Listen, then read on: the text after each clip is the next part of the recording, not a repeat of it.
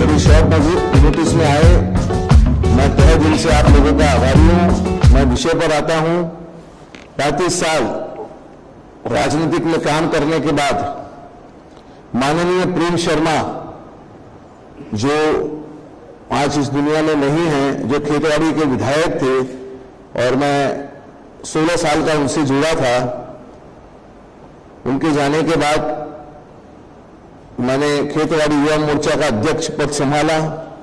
ऐसे करते करते मैंने राष्ट्रीय युवा मोर्चा में गया, मेन स्ट्रीम के अंदर काम किया। मतलब तकरीबन प्रमोद जी जिंदा थे, प्रमोद जी के साथ काम करने का मुझे अवसर मिला, गोपीनाथ मुंडे जी के साथ मुझे काम करने का अवसर मिला। उनकी लीडरशिप में कमाल की लीडरशिप थी। पर आज की जो लीडरशिप है वह एक प्राइवेट लिमिटेड फर्म बनकर रह गई है।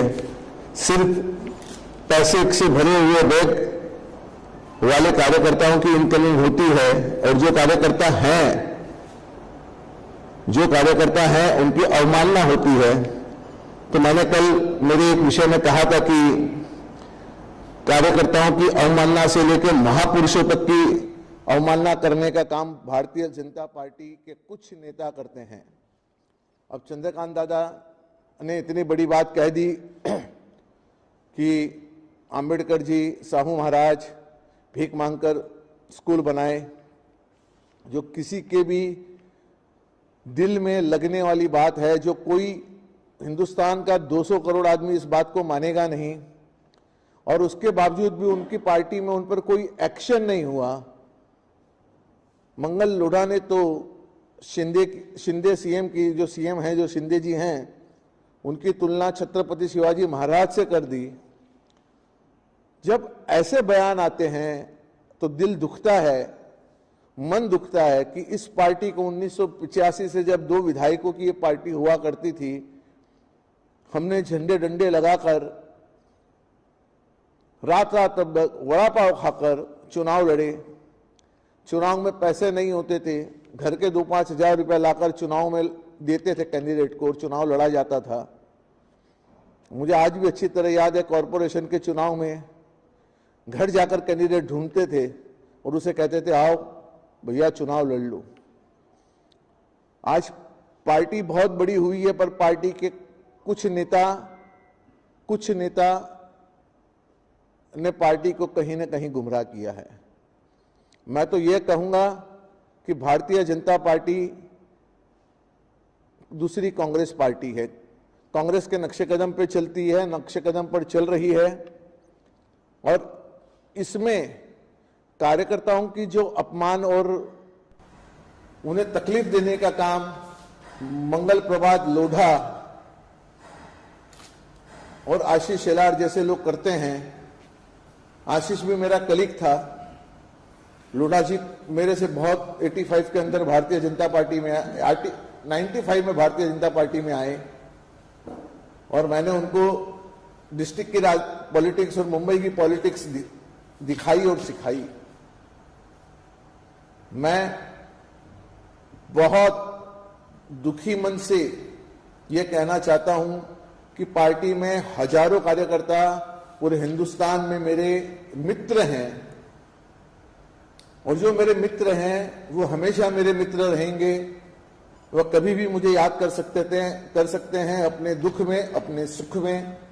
मैं उनके लिए खड़ा हूं। सिर्फ भारतीय जनता पार्टी की नई आइडियोलॉजी से मैं सहमत नहीं हूं, और इसी के कारण आज मैंने नड्डा जी को लेटर देकर मेरा कार्यकर्ता का, जो मुझे 12 साल से ये लोग कहीं साइडलाइन कर रहे हैं, उसकी एक विडंबना लेकर मैंने एक नड्डा जी को पत्र लिखा है और नड्डा जी से कहा है कि मैं अब कार्यकर्ता के रूप में इस पार्टी में काम नहीं कर सकता, क्योंकि यहां श्वास लेना भारी है। लोढ़ा इतना एरोगेंट हो चुका है, आशीष शेलार इतना एरोगेंट हो चुका है, और उनके आका, लोढ़ा के आका माननीय देवेंद्र फडणवीस तो सिर्फ इनकमिंग पे भरोसा करते हैं। वो सो खोखा ओनली ओके क्या है, वो एक जो स्लोगन है वो उन पर भी कहीं ना कहीं लागू होता है।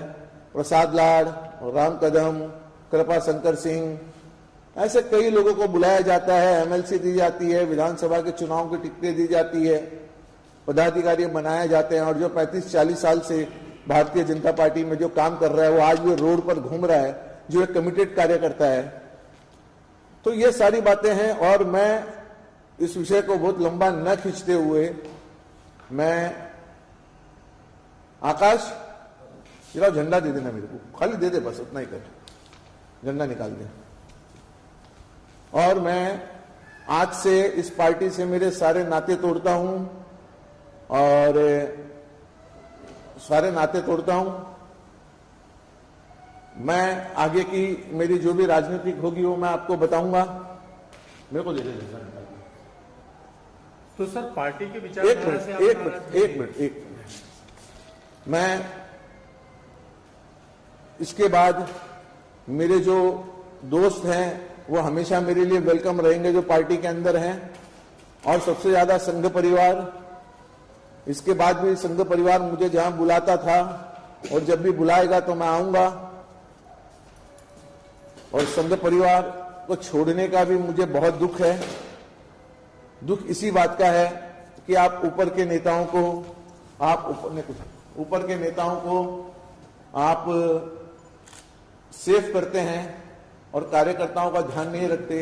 इसलिए झंडा मैं आज पैक कर रहा हूं, और यह झंडा मैं तुरंत नड्डा जी को कुरियर कर दूंगा।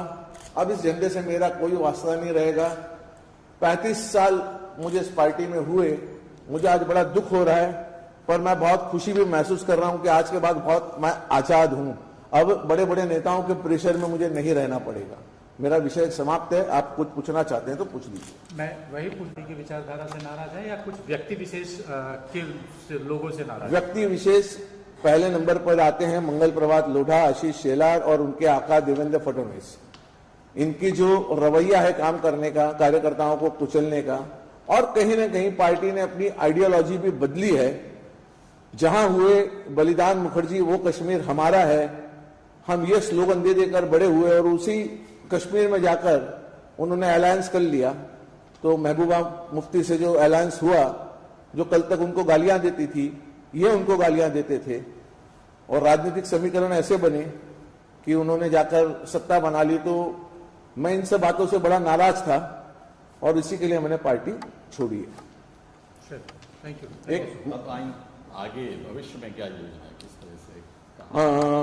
आपने बहुत अच्छा सवाल पूछा कि भविष्य के अंदर मैं बहुत जल्दी खुलासा करूंगा, और मुझे महाराष्ट्र की 2-3 राजनीतिक पार्टी निरंतर मुझे कॉल कर रही थी। कुछ नेताओं ने मुझे बुलाया था मिलने के लिए, पर मेरा और उनका स्वभाव भी जमता नहीं है। मेरा स्वभाव बहुत सीधे सीधे है। मैं पॉलिटिशियन नहीं हूं, मैं लीडर हूं। मैं लीड कर सकता हूं कोई सब्जेक्ट को, मैं भूल भुलैया नहीं कर सकता, किसी के साथ झूठ नहीं बोल सकता, कोई कार्यकर्ताओं को झूठे आश्वासन नहीं दे सकता। तो मैं वो जो पार्टियों ने जो मुझे बुलाया है तो उनको भी मैंने मना कर दिया है, पर आगे की 1-2 दिन के अंदर हम जो भी हमारी रणनीति है हम आपको बताएंगे। मौजूदा अगर महाराष्ट्र की बात की जाए तो यहाँ पे कौन से मुद्दे हैं जिनको लेकर इसलिए की राजनीति तो करनी है आपको, तो जाहिर मुद्दे भी होंगे। नहीं, बहुत आपने सही फरमाया कि ये लव जिहाद, ये हिंदू मुस्लिम, ये बहुत पुराना जुमला हो चुका है।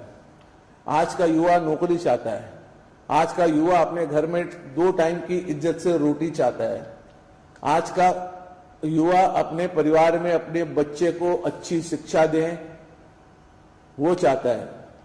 आप ये देखिए पिछले 70 सालों के अंदर अगर प्रधानमंत्री नरेंद्र मोदी ये कह रहे हैं कि हम देश के 80% लोगों को अनाज की किट भेज रहे हैं, तो आज ये भी वो सिर्फ अनाज की किट पर ही जिंदा है, न पढ़ाई है, न रोजगार है, न आगे जाने का उनको कोई अवसर है।